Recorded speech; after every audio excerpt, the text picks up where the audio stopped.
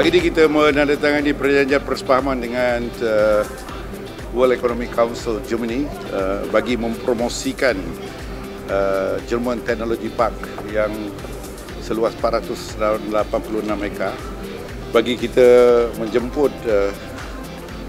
pelabur-pelabur pada Jerman untuk datang memulakan pelaburan di Germany, sama ada dalam bentuk SME ataupun syarikat-syarikat konglomerat, dan kita yakin kita akan dapat menerima pelabur-pelabur ini dalam sedikit masa lagi, kerana mereka merujuk kepada the success story ataupun kejayaan syarikat-syarikat Jerman yang pernah melabur di Melaka dan telah melebihi 50 tahun.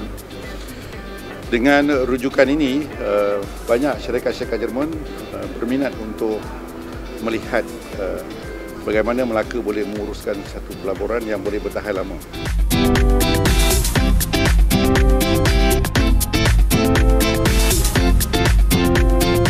Melaka adalah salah satu pusat yang akan dijadikan hub untuk pemindahan teknologi Jerman untuk rantau ini. Jadi kita telah membuka ruang yang luas dan WEC ataupun World Economic Council Jerman datang khas untuk melihat tawaran yang diberikan oleh Melaka.